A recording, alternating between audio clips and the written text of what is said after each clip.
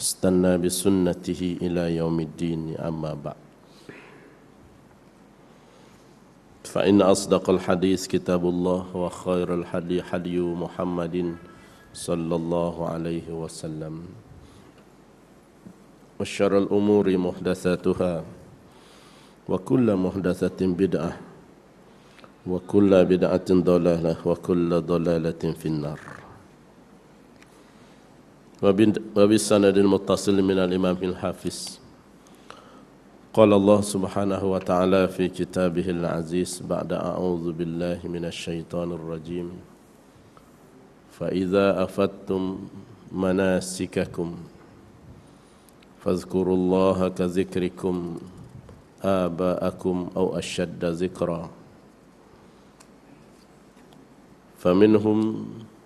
فمن الناس من يقول ربنا آتنا في الدنيا وما له في الآخرة من خلاق ومنهم من يقول ربنا آتنا في الدنيا حسنة وفي الآخرة حسنة وقنا عذاب النار صدق الله العظيم. Surah Al-Baqarah ayat 200. Firman Allah yang bermaksud, maka apabila kamu telah sempurnakan ibadah kamu, haji kamu dan korban kamu, maka ingatlah akan Allah sebanyak-banyaknya. Sebagaimana kamu mengingat akan keluarga kamu, datuk nenek moyang kamu, bahkan ingatlah Allah lebih banyak daripada itu. Maka ada di antara manusia yang berkata, Ya Allah, kurniakanlah kepada kami di dunia. Maka bagi mereka yang sekadar mohon kenikmatan di dunia, mereka tidak akan mendapat bahagian kebaikan mereka di hari akhirat nanti. Dan di antara mereka ada orang yang berdoa dan berkata, Rabbana atina fid dunya hasanah wa fil akhirati hasanah wa qina azaban nar. Ya Allah, ya Tuhan kami, kurniakanlah kepada kami kebaikan di dunia dan kurniakanlah kepada kami kebaikan di akhirat, dan tolonglah ya Allah selamatkan kami daripada api neraka-Mu. Urusi dan seluruh jawatan kuasa surau, Tuan Imam, Tuan-tuan guru, Ustaz-ustaz, Ustazah-ustazah, ayah-ayah, ibu-ibu, abang-abang, adik-adik, para ahli jamaah sekalian, alhamdulillah, syukur kita rafakkan pada Allah Subhanahu wa taala pada malam ini dapat kita bersama-sama dalam meneruskan kuliah daripada kitab Maza Ya'ni fi Intima'il Islam, apa erti saya menganut Islam, yang sudah tertangguh 3-4 bulan ke 3-4 tahun gitulah lebih kurang. Dan alhamdulillah Allah beri kelapangan, Allah izinkan kita, dan Allah juga beri kesempatan kepada kita untuk mengakhirkan hari tasyrik pada hari ini, di antara hari yang Allah sebut Yaumul A'zam, hari-hari yang agung di sisi Allah. Yaumul Arafah wa Yaumun Nahr wa ayyamit tasyriq, aiduna ahlal Islam, wa hiya yaum aklin wa syurbin atau kama qala. Nabi kata hari-hari yang agung, hari Arafah, hari Aidul Adha dan hari tasyrik, itulah hari-hari perayaan kami yang berintimak dengan Islam. Dan pada hari-hari tersebut adalah hari-hari untuk kami menikmati makan dan minum.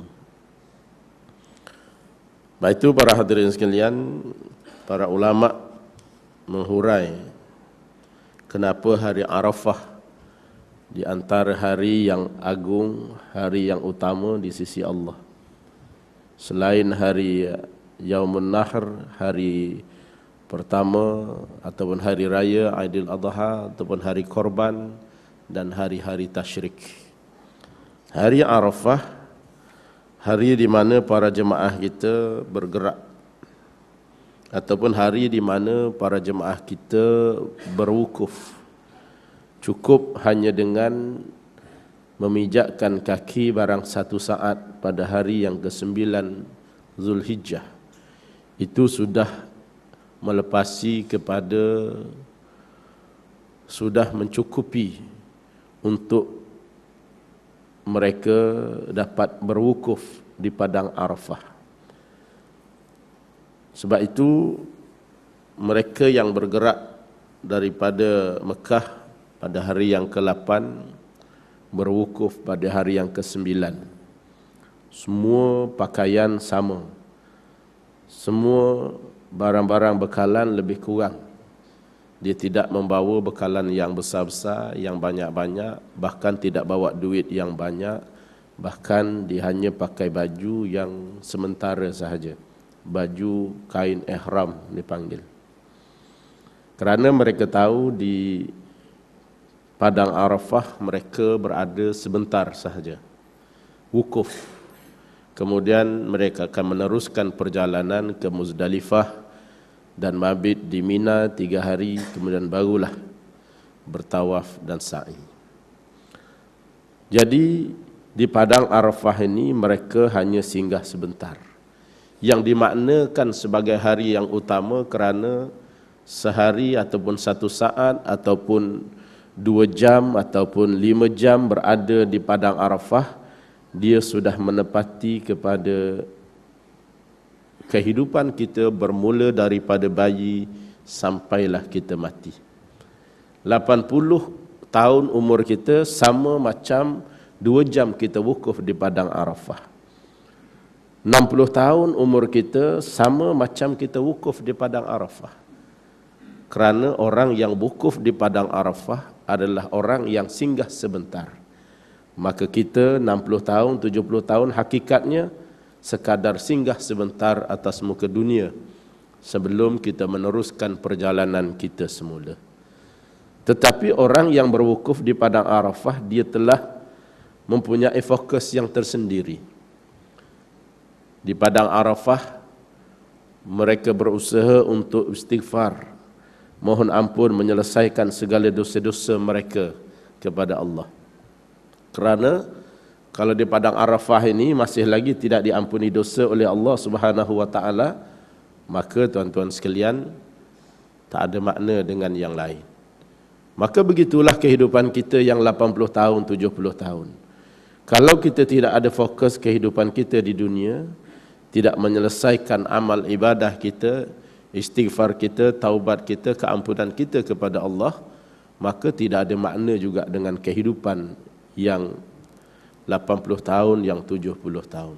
Kerana kita juga akan meneruskan perjalanan semula. Kita akan meneruskan perjalanan ke alam barzah, meneruskan perjalanan ke padang mahsyar, dan seterusnya menuju kepada syurga Allah ataupun sebaliknya. Wa na'udzubillah min dzalik. Jadi para hadirin sekalian, itu para ulama kata bahawa hari Arafah ini hari yang sangat agung, sangat besar, kerana pengertiannya menyamai kepada keseluruhan hidup manusia. Kemudian dipanggil dengan hari tasyrik. Hari tasyrik ini menurut setengah ulama dipanggil hari tasyrik kerana 2 sebab.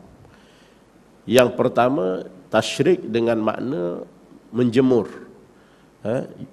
Orang Arab ini dia suka yusyrikun, dia suka menjemur daging korban mereka pada hari raya haji, kemudian disembelih pada hari pertama, dijemurnya pada hari kedua, pada hari pertama tasyrik, kedua dan ketiga. Itu dipanggil ayyamut tasyrik. Tetapi sebahagian besar para ulama memaknakan bahawa hari tasyrik itu ialah hari diperintahkan selepas daripada terbit fajar sahaja. Pada hari bermula daripada hari raya haji, mereka diperintahkan untuk melakukan amalan korban.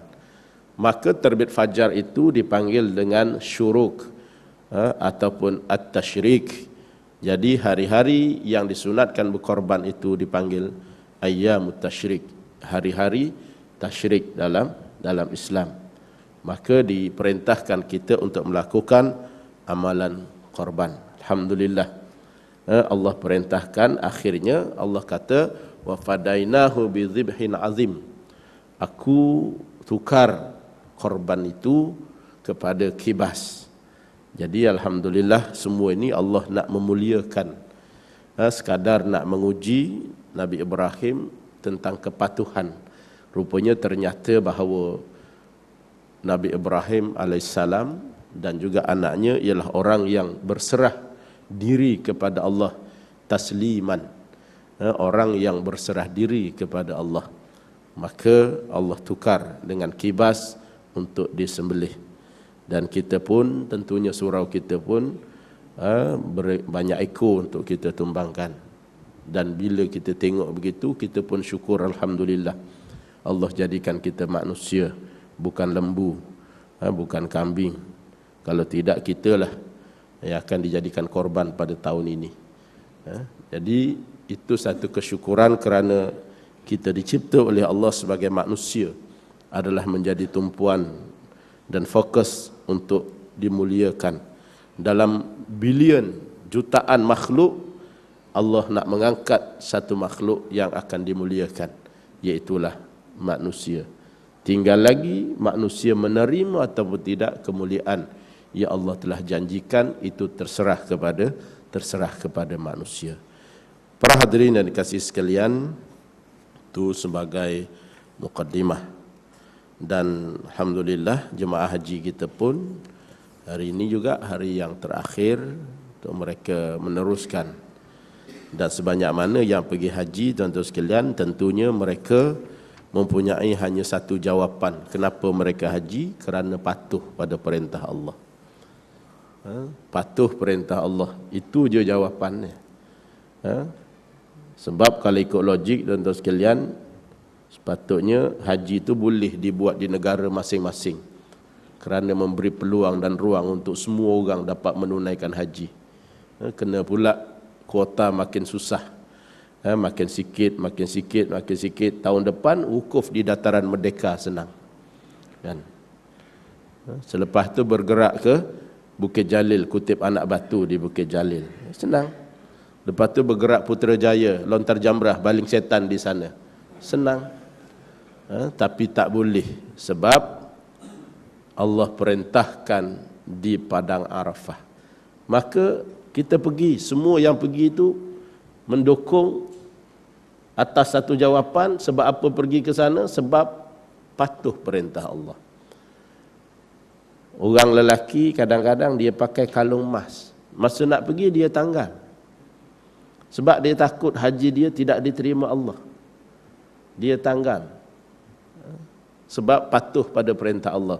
Patut-patut bila patuh perintah Allah, balik dia tak pasang lagi kalung emas dia. Tapi tak, sebahagian pasang lagi. Apa jenis patuh ni sebenarnya? Perempuan yang tidak menutup aurat, kan? Bila sampai di sana elok-elok, masa wukuf Padang Arafah elok menutup aurat. Sebab apa? Patuh perintah Allah, dia kata. Nampak sungguh, sampai kita tak boleh nak beza mana muslimat, mana muslimut, tak beza. Tapi bila balik sebahagian, jangan kata sampai rumah, sampai di KLIA baru dah nampak jambul balik dah. Ni patuh apa perintah Allah ni? Sebab patuh perintah Allah ni, Allah kata dalam ayat tadi, fa iza afattum manasikakum fazkurullah. Bila dah habis dah kamu buat kerja haji kamu, ingat terus kepada Allah sampai mati. Ingat terus kepada Allah sampai, lebih daripada kita ingat akan keluarga kita, lebih ingat Allah daripada tok nenek moyang kita. Kita boleh susun nama tok kita siapa, nama mak kita siapa. Tiap-tiap tahun, tiap-tiap Ramadan kita sambut, kita buat tahlil, kita buat kenduri arwah. Ingat kepada mereka. Bahkan Allah kata ingat kepada aku lebih banyak daripada ingat kepada datuk nenek moyang kamu sendiri. Bahkan bukan sekadar itu, jangan lupa sentiasa minta kepadaku.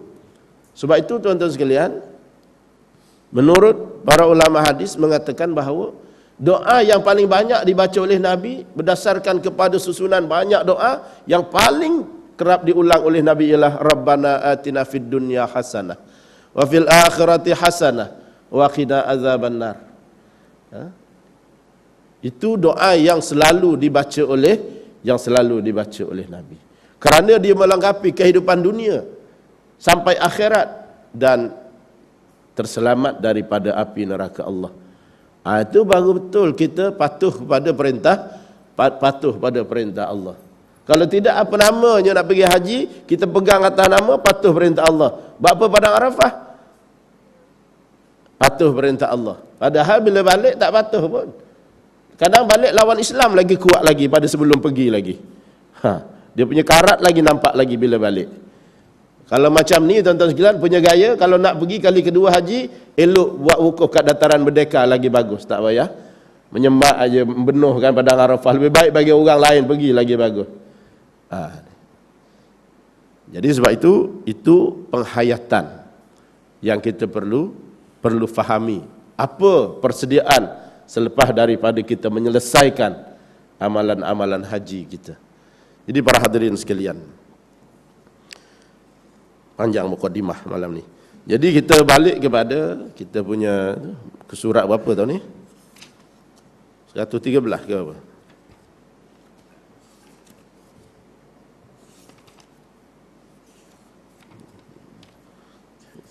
Kes rajin sangat datang ni lah ni. Surat berapa?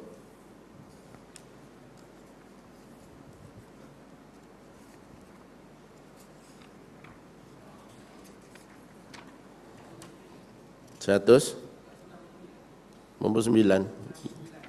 Iya ke? Okey. Baik. Ya betul lah. Bukan 98. Baik, dalam kuliah kita dulu kita menyebut tentang yang terakhir ialah saya mesti hidup untuk Islam. Betul, alhamdulillah tuan-tuan sekalian, kita Selangor telah mula sedikitlah.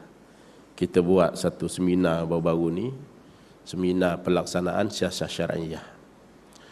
Kita sekurang-kurangnya kita nak mengajak beberapa orang dan alhamdulillah ramai juga hakim-hakim mahkamah syar'i yang datang untuk terlibat sama, dan kita nak menanamkan satu kesedaran, buat permulaan. Iaitulah kalau dah boleh bersarang dalam kepala bahawa semua masalah yang berlaku tak akan ada jalan penyelesaian melainkan kembali kepada Islam. Kalau itu dapat ditanam sebagai bahan buah yang pertama, itu pun sudah cukup lah. Supaya apa? Supaya Allah akan menunjukkan jalan dengan lebih mudah lagi.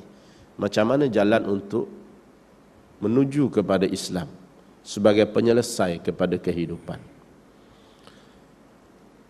Tetapi apabila yang itu tak boleh kita tanam tuan-tuan sekalian, sebab itulah kadang-kadang masalah bila nak buat Islam ni, bukan orang bukan Islam yang kaki lawan, orang Islam juga yang kaki lawan. Ini masalah.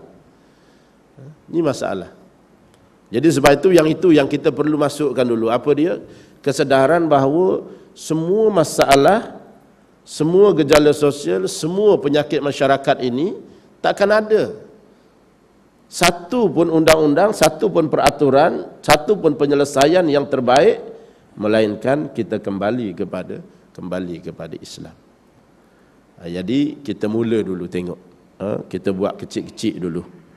Selepas tu kalau ada ruang sikit nanti kita buat lagi besar sikit. Untuk terus kita mengasah, memacu fikiran ini supaya lambat laun ada kesedaran masing-masing untuk melihat bahawa fokus kita dalam hidup ini ialah untuk Islam. Kalau tidak, untuk apa lagi tuan-tuan sekalian? Kalau setakat jadi esko pegang jawatan tapi tak ada bagi kuat kepada Islam, lebih baik letak jawatan balik kampung tanam ubi bagus. Lebih baik. Kalau setakat nak ambil gaji hujung bulan, baik tak payah. Tapi fokusnya ialah untuk kita membina kekuatan Islam. Jadi yang itu yang perlu menjadi fokus, kerana tak ada makna dalam kehidupan kita melainkan Islam. Sebab itu kehidupan ini ada 3 persoalan yang perlu kita selesaikan. Yang pertama, daripada mana kita datang. Yang kedua, untuk apa kita hidup. Dan yang ketiga, ke mana kita akan pergi. Tiga persoalan ini jawapannya adalah Islam. Islam itulah jawapan kepada 3 persoalan ini. Sebab itu fokus hidup kita adalah untuk Islam. Pengakuan beragama Islam berarti saya mesti hidup berdasarkan Islam, baik dari segi itu yang pertama tajuk. Kemudian yang pertama dari segi tajuk dulu ialah golongan yang hidup untuk dunia sahaja, dan yang kedua golongan yang sesat antara dunia dan akhirat. Kita baca yang tu dulu. Mereka ini ialah orang yang kebanyakan akidah mereka simpang perenang, dan usaha mereka di dunia adalah usaha yang sia-sia tanpa berkat dan restu Allah. Namun mereka menyangka yang mereka telah berbuat baik. Orang ini walaupun percaya pada Allah dan hari akhirat, namun akidah mereka tidak lebih dari gambaran palsu yang terpisah dan terputus dari realiti kehidupan. Ar-ra'ahu staghna. Inna ila rabbikar ruj'ah. Orang kadang-kadang dia tertipu apabila dia merasakan bahawa ar-ra'ahu staghna, dia tengok diri dia serba kecukupan dah. Dia tengok diri dia serba kecukupan. Aku tak perlu apa lagi dah, duit dah ada, gaji dah besar dah, rumah dah besar. Nak apa lagi? Tu. Tak payah dah pergi surau pun bukan menambah duit aku pun. Tak payah dah sembahyang berjamaah, nak buat apa bukan menambah duit aku pun. Mengurang ada kalau aku pergi gak sikit-sikit tabung. Tengah duduk elok-elok jalan tabung. Dah kurang duit aku. Baik aku duduk rumah. Ar-ra'ahu staghna. Dia melihat dirinya serba kecukupan. Serba kecukupan. Sebab itu Imam Ghazali mengatakan bahawa kalau kita hendak supaya diri kita sentiasa menjadi orang yang beringat, berkawanlah dengan orang-orang yang berjiwa besar. Siapa orang yang berjiwa besar? Orang yang melihat bahawa kepayahan, kesusahan, pengorbanan dunia adalah suatu yang perlu dilakukan untuk menyediakan diri dengan kebahagiaan di hari akhirat. Itu orang yang berjiwa besar. Sebab itu dia perlu untuk korbankan untuk meraih kehidupan di hari akhirat. Maknanya kok mana pun dia perlu dekatkan diri dengan Allah, melihat dunia ini kecil dan akhirat itu besar. Kita kadang-kadang bawa duit RM50 ke surau ni besar harga dia. Tapi kalau bawa supermarket, alah cik sangat. Sebab tu kita mudah aja ambil. Nak bayar apa? Senang aja RM50 keluar kat poket kita. Tapi kalau mari tabung RM50 ni rasa menggigil juga tangan nak ambil ni. Kena pula tak bawa duit lain, sekeping je 50. Kawan sebelah bagi, kita tak bagi, tak sedap pula. Menggigil nak ubuh RM50. Pasal apa? Besar sangat RM50 kita rasa. Masa macam tu juga. Tengok, kadang-kadang duduk kat kedai warung 2 jam tengok Gusti, tak rasa apa-apa, lah macam sekejap sangat. Kena pula dia punya climax tu tak sampai lagi, belum smackdown lagi kan. Belum sampai climax. Tapi duduk 1 jam di surau, kadang-kadang berasa keluh kesah, Allah lambatnya dah tengok jam. Lambat lagi begini tengok jam. Tak ustaz biar ustaz tu nampak penumbuk dia. Bukan orang sini lain, tempat lain. Baik. Jadi tuan-tuan sekalian, untuk Allah berasa besar dah. Sejam tu berasa macam letih dah. 50 tu macam berat sangat dah, besar sangat dah RM50 tu. Itu untuk Allah.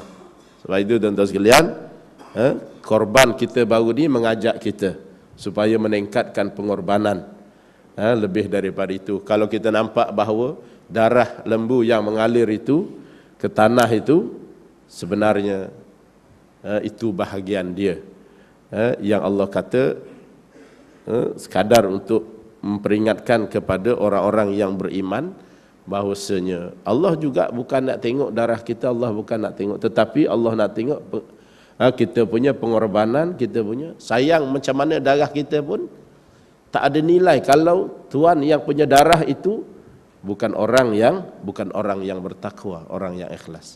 La yanalallahu luhumuha wala dima'uha walakin yanalu taqwa minkum.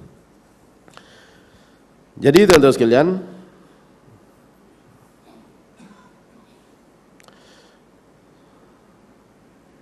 mereka ini pada hakikatnya termasuk dalam golongan yang menganut fahaman kebendaan, sekalipun pada zahirnya mereka melakukan sebahagian dari upacara-upacara kerohanian. Tepatlah seperti yang dikatakan oleh penyair dalam sepotong syair, kita tampungkan kecacatan dunia kita dengan mengoyakkan agama kita. Akhirnya rosak kedua-dua, baik dunia maupun agama.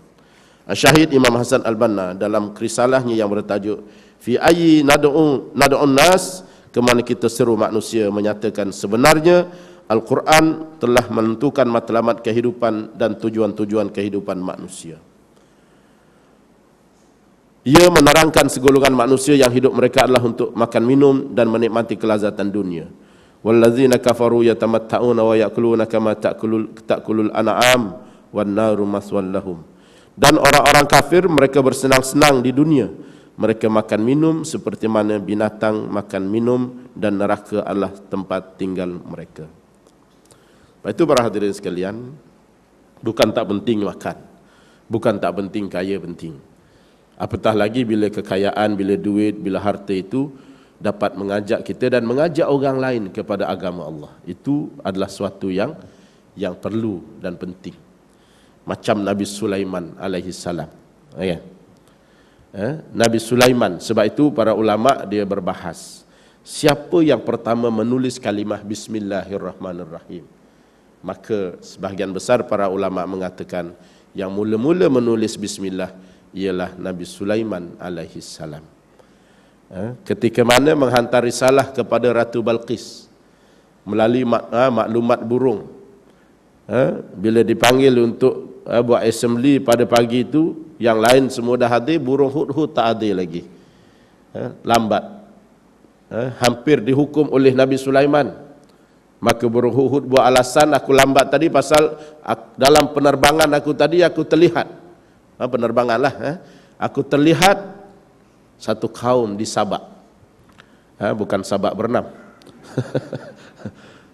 satu negara di Yaman, tapi Dun Sabak masuklah juga tu, nama je lah kan, untung Dun Sabak.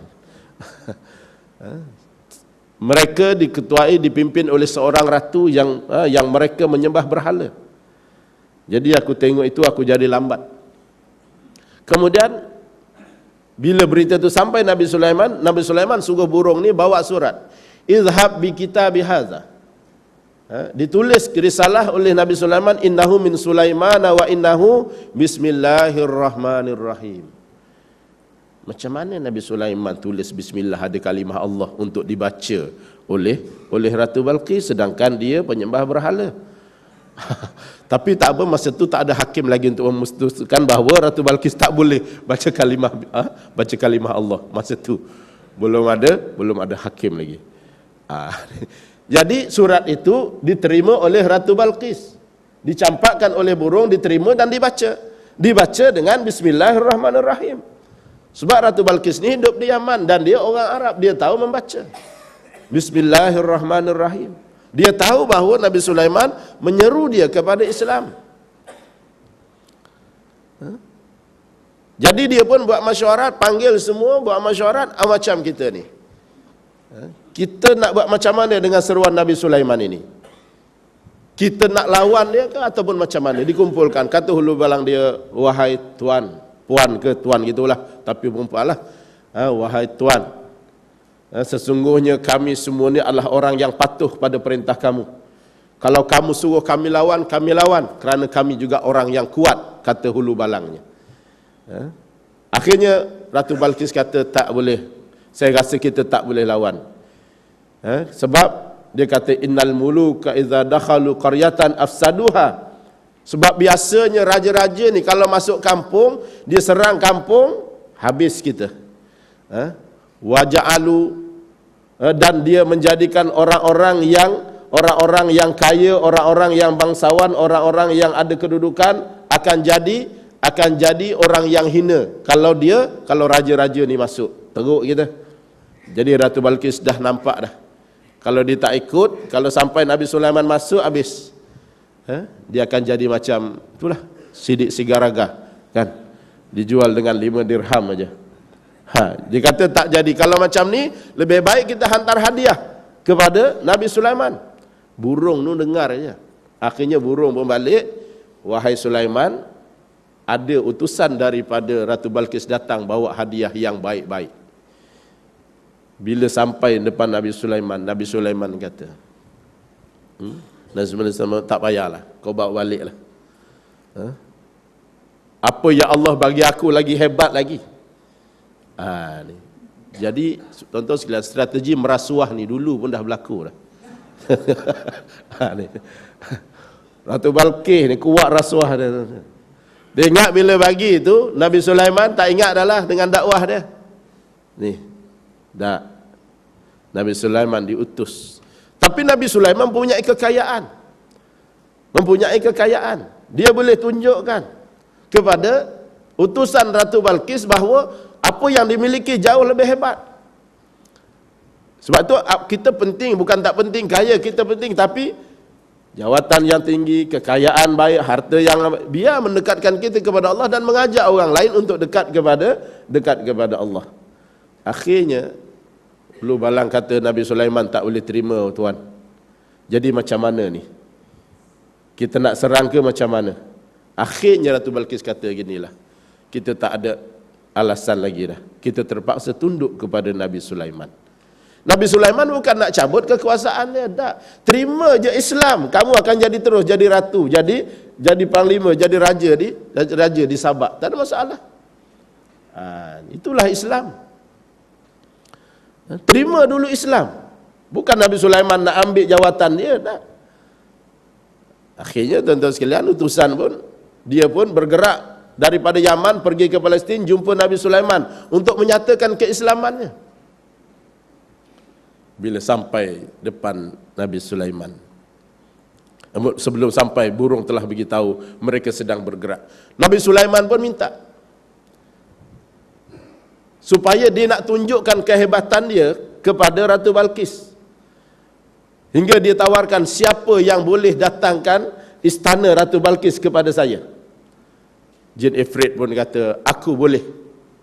Sebab itu menurut ulama tafsir, Jin Ifrit ni ialah jin yang Islam. Jin Ifrit. Aku boleh, wahai Sulaiman. Aku boleh datangkan kepada kamu sebelum kamu berdiri daripada tempat duduk kamu akan lihat istana itu sudah sampai. Dan berkata seorang lagi, Allah kurniakan ilmu mengenai kitab. Siapa tak tahu, orang ke apa, malaikat ke, tetapi banyak meriwayatkan bahawa dia adalah manusia, dia adalah Nabi juga. Ya Allah kurniakan ilmu, pengetahuan tentang kitab. Dia kata, wahai Sulaiman, aku pula boleh datangkan istana di hadapan kamu sebelum kamu buka mata daripada kedip kamu.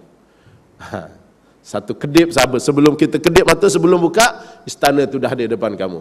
Sungguh dah di depan Nabi Sulaiman dah.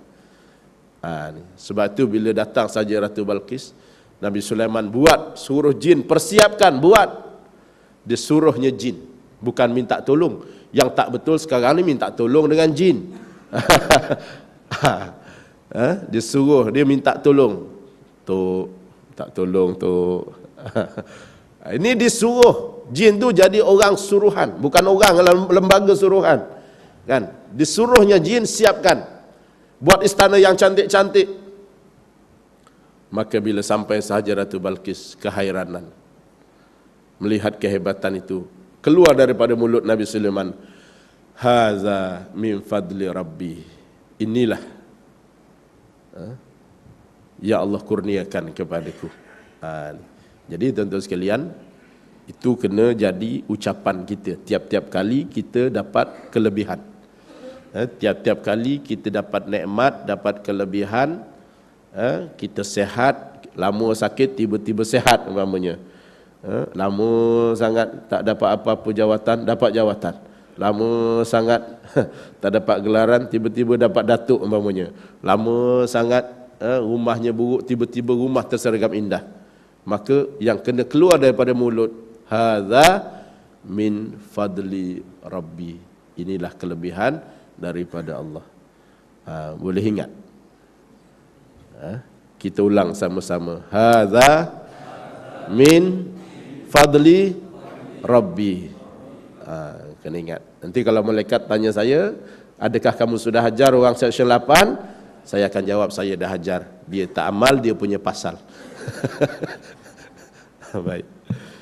Para hadirin sekalian, sebab itu ini kelebihan. Bukan Nabi Sulaiman menghendaki kekayaan, tetapi untuk apa? Untuk mengajak orang kepada agama Allah SWT. Para hadirin yang dikasihi sekalian, sebab itu di Selangor tuan-tuan sekalian, kita ada satu tempat untuk halal hab di Pulau Indah. Lama dah tak diusahakan, tak dibuat. Dan saya fikir-fikir, kadang-kadang saya jadi resah. Pergi kedai mamak, kadang tengok resah aja. Banyakkan ni nak jadi halal, dia bubuh bismillah ya. Buh bismillah, halal selalu. Ni. Kadang-kadang tanya yang pakai kupiah pekerja dia tu nama sedap. Robani, Raihan, nama dia. Cuba tengok IC tuan-tuan. Ramasami, Sami Velu, macam-macam dia punya nama. Kan? Tengok. Jadi sebab itu tak boleh. Kita kena beri penarafan halal. Tapi kena pastikan setiap pekerja tu tahu 2 kalimah syahadah paling tidak. Tahu sembahyang. Barulah orang yang datang berkat. Barulah kita seronok nak minum. Kan? Barulah dia tahu kerja itu halal ke tidak ke. Buat roti canai, sedap roti canainya. Kan? Sedap kita makan. Kan? Tahu hukum paling tidak. Jadi kita tak nak berdasar bismillah-bismillah tu, kita tak nak sebagai logo halal. Kita kena beri penarapan halal.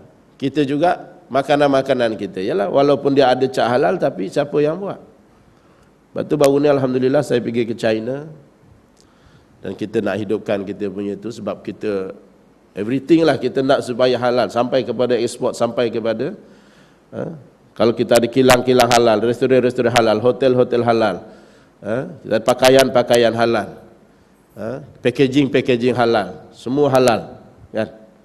Jadi kita jumpa pelabur-pelabur Cina, kita jumpa pedagang-pedagang Cina, toke-toke Cina Muslim di China. Dia kumpulkan satu Cina kumpul di Xi'an, kita jumpa dia, kita bincang macam mana boleh bantu kita untuk menyemarakkan lagi produk Muslim ini. Jadi alhamdulillah dia bersedia untuk datang dan buat kilang. Kita masuk, saya masuk kilang dia, saya tengok bangunan dia di Xi'an. Mungkin tuan-tuan pun pernah pergi juga. Hebat dia tuan-tuan sekalian. Dia, saya kata kaya-kaya, tapi biarlah kekayaan dia tu untuk kita kongsi dengan, supaya, sebab kita pun sekarang ni kecenderungan ramai di kalangan Cina sekarang ni yang memeluk Islam. Tapi Cina yang memeluk Islam, dia lain dengan Hindu yang memeluk Islam. Hindu ni biasa, yang memeluk Islam, yang jenis tak ada baju, anak tak sekolah, makan tak cukup. Cina kebanyakan yang profesional, yang kaya-kaya, yang dia telah mengkaji Islam, baru dia masuk Islam. Jadi sebab itu kita, yalah, kita nak kata menghidupkan ekonomi kita dengan halal ni, maka kita juga minta untuk dia tolong dan bantu kita. Sebab dia banyak duit kan. Jadi para hadirin sekalian, yang penting Islamnya itu, bukannya duitnya itu. Jadi itu berkaitan dengan golongan yang kedua, yakni golongan yang Akidah mereka akidah yang bercelaru, golongan yang sesat antara dunia dan juga akhirat. Al-Quran menerangkan adanya segolongan manusia yang tujuan hidup mereka adalah untuk menikmati perhiasan dan bersenang-senang dengan kemewahan. Dalam firman Allah, "Zuyyina lin-nasi hubbus syahawati minan nisa'i wal banina wal qanatiril muqantarah minadh dhahabi wal fiddah wal khailil musawwamati wal an'ami wal harth, dzalika mata'ul hayatid dunya wallahu 'indahu husnul ma'ab." Dijadikan indah pada pandangan manusia kecintaan kepada apa-apa yang diingini, yaitu wanita-wanita, anak-anak, harta yang banyak dari jenis emas, perak, kuda pilihan, binatang-binatang ternakan dan sawah ladang. Itulah kesenangan hidup dunia dan di sisi Allah tempat kembali yang sebaik-baiknya. Jadi ada orang tak tahu nak kembali pada Allah, tapi tahu berladang, tahu cari duit, tahu cari emas, tahu kumpul harta, tapi tak tahu ke mana akan dibawa ke semua itu. Akhirnya semua itu hanya ditinggal atas muka dunia sahaja. Jadi tuan-tuan sekalian, hakikatnya bahawa semua akan menghadapi kerugian. Dia macam Nabi Isa, tuan-tuan sekalian. Saya tak ingat saya pernah cerita ke tidak, tapi saya nak ulang je lah kalau saya sudah. Nabi Isa ni tuan-tuan sekalian, saya nak tunjuk bahawa dunia ni, Nabi Isa satu hari dia berjalan dengan seorang Yahudi untuk mengenal hati budi kawan ni. Nabi Isa ajak berjalan, ajak bermusafir. Sebab itu tuan-tuan sekalian, nak kenal hati kawan ni ajak musafir. Tahulah, kalau tuan-tuan nak kenal saya, cuba bawa saya ke London ke Paris ke sekali-sekali tengok. Baru kenal hati budi saya nanti. Nabi Isa ajak pergi bermusafir. Tapi sebelum daripada musafir itu, Nabi Isa sediakan 3 keping roti. Nabi Isa pegang seketul, dia suruh orang Yahudi ini pegang 2 ketul. Tapi janji, nanti kita makan sama-sama. Okey? Jalan berbatu-batu, dah jauh perjalanan, dah letih. Nabi Isa pun kata kita berhenti, saya nak solat dulu. Ingatkan berhenti nak makan dulu, punya solat dulu. Masa solat tu Yahudi ni kelaparan, dia pun baham sekeping. Dia baham. Habis baham baru teringat, tadi dah janji dah makan sama-sama. Tak apalah, tahulah aku nak ayatnya. Kan, dikencingnya Nabi Isa kan?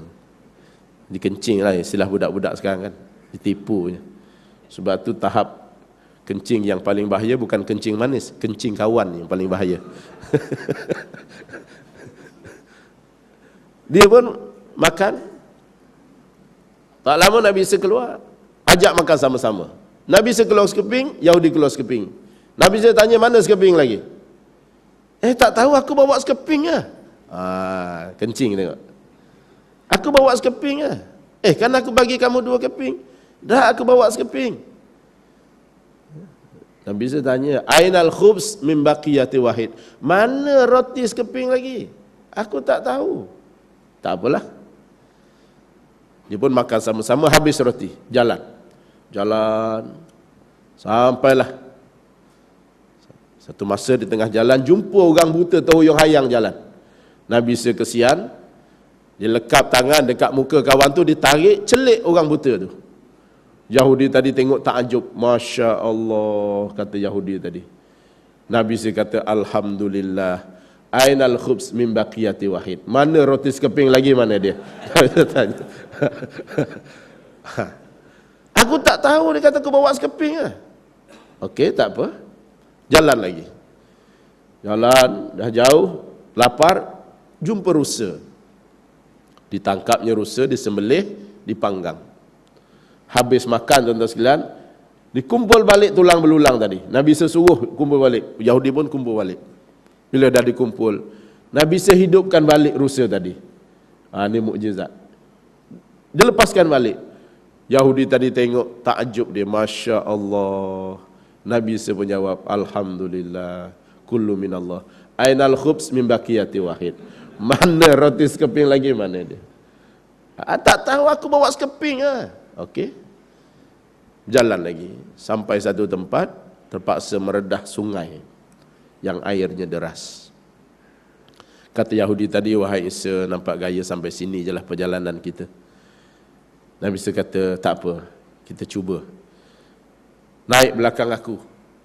Yahudi dia pun naik atas belakang, peluk Nabi Isa belakang. Nabi Isa berjalan atas air. Ini mukjizat. Sampai seberang. Bila dah sampai seberang, tuan-tuan sekalian, dia pun takjub. Masya Allah. Nabi Isa kata, Alhamdulillah, kullu minallah. Ainal khubs min baqiyati wahid. Mana roti sekeping lagi, mana dia? Aku tak tahu, aku bawa sekepingnya. Okey, tak apa. Kemudian berjalan, tuan-tuan sekalian. Entah macam mana, jumpa 3 ketul emas. Permata besar-besar. 3 ketul. Seketul tu sepemeluk. Seorang hanya larat bawa seketul je. Nabi Isa kata, Alhamdulillah, ni rezeki daripada Allah. Kita bagilah sama rata. Yalah, Yahudi pun setuju. Dia dah bayang dia dapat seketul setengah. Nabi Isa kata, aku seketul, kamu seketul. Yahudi tanya, dah yang seketul lagi siapa punya? Seketul lagi kita bagi orang yang ambil roti kita tadi. Kata,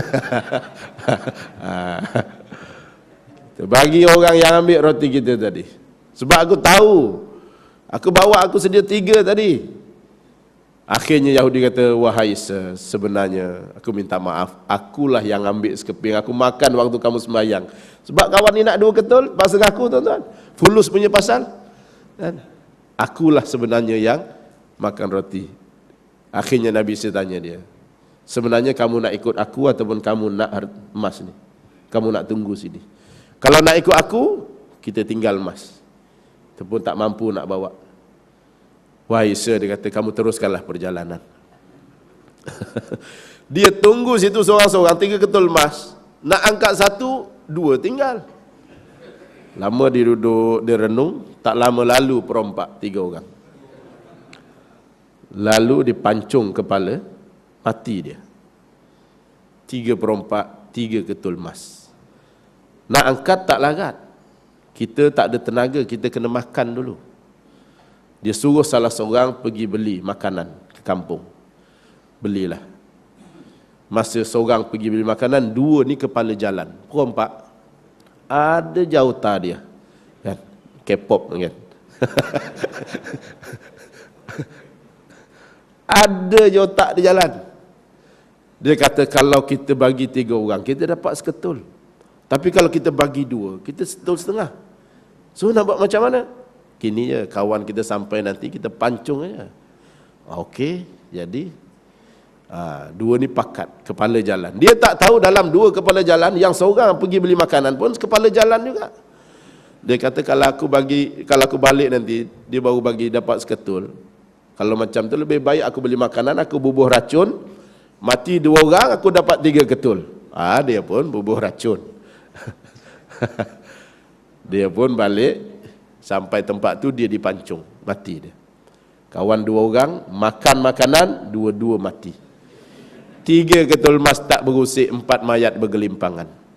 Lalu Nabi Isa dengan kaum dia Hawariyun, ya qaumi, unzuru, hazad dunya. Kata Nabi Isa, wahai kaumku, tengok ni, inilah dia dunia. Inilah dunia. Tak tahu untuk apa kehidupan ni. Barang yang mewah itulah sebagai matlamat. Kan? Perhiasan, anak, isteri. Layan anak sampai tak ingat ke nak sembahyang. Layan isteri punya sayang isteri sampai tak ingat ke nak pergi ke masjid, tak ingat ke nak berjemaah. Tuan-tuan sekalian, ini bukan caranya. Jadi sebab itu semua ini disebut golongan yang sesat antara dunia dan juga akhirat. Al-Quran juga menerangkan gelagat segolongan manusia yang hidup mereka di dunia adalah mengadakan angkara fitnah, menyuburkan kejahatan dan kerosakan.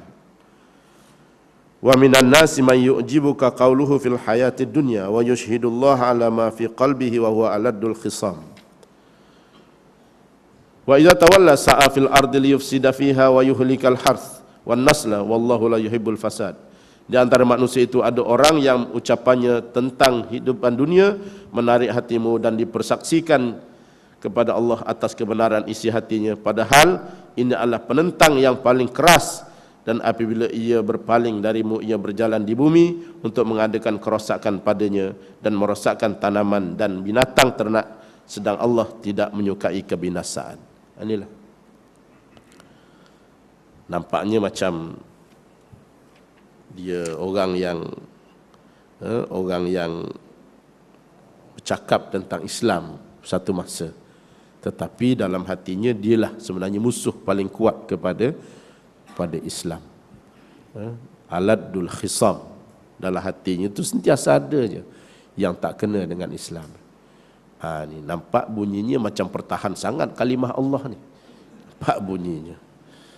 Tapi bab kalimah dijaga, bab hukum larangan semua dilanggar semacam, tuan-tuan sekalian. Apa makna? Sebab itu tak apalah, mahkamah pun dah putus, kita jagalah kalimah Allah. Walaupun sebenarnya orang bukan Islam dapat, bukan kali pertama dia mohon untuk menggunakan kalimah Allah. Dulu zaman Nabi pun, Nabi sendiri yang ajukan kalimah Allah tu kepada mereka melalui banyak perjanjian. Banyak perjanjian, tetapi kita terimalah. Kalau dibimbangi bahawa kalimah Allah tu nanti akan digunakan oleh mereka untuk mendakwah ataupun mereka nak menarik orang-orang bukan Islam daripada menyertai orang-orang Kristian. Yang itu tak apa, yang itu kita setuju. Tetapi hukum asalnya, kerana berlaku zaman Nabi, maka hukum asalnya adalah harus. Tetapi kerana beberapa perubahan, boleh jadi haram, boleh jadi boleh dan sebagainya. Tetapi sepatutnya bila kita nak pertahankan kalimah Allah, ialah orang yang pertahankan kalimah Allah itu ialah orang yang juga pertahankan hukum Allah, orang yang pertahankan syariat Allah, orang yang pertahan. Sebab kalimah la ilaha illallah itu maknanya bukan sahaja kita memegang kalimah Allah. Tidak ada kalimah yang paling benar melainkan kalimah Allah. Tidak ada hukum yang paling benar melainkan hukum Allah. Tidak ada undang-undang yang paling benar melainkan undang-undang Allah. Itulah makna kepada la ilaha illallah. Bukan sekadar kalimah, tetapi adalah merupakan hukum dan juga undang-undang. Wallahu a'lam. Jadi sekadar itu dah lewat sangat. InsyaAllah kita bersama lagi dalam pertemuan. Ada nak tanya kan? Mana tahu ada isu-isu nak tanya ke apa ke? Nak bagi pandangan ke, cadangan ke? Tak ada apa, kita jumpa lagi pada bulan yang akan datang. Akan datang tu entah bulan 11, entah bulan 12. Tapi bulan yang akan datang insya-Allah. A'udzubillahi samil alim minasyaitonir rajim. Bismillahirrahmanirrahim. Allahumma anta alim, Allahumma anta arif, Allahumma anta fatih lana futuhal arifin. Rabbana iftah bainana wa baina qaumina bil haqq wa anta khairul fatihin. Rabbana atina fid dunya hasanah wa fil akhirati hasanah wa qina adzabannar. Wassallallahu ala sayidina Muhammadin nabil ummi wa ala alihi washabihi ajma'in. Walhamdulillahirabbil alamin. Assalamualaikum warahmatullahi wabarakatuh.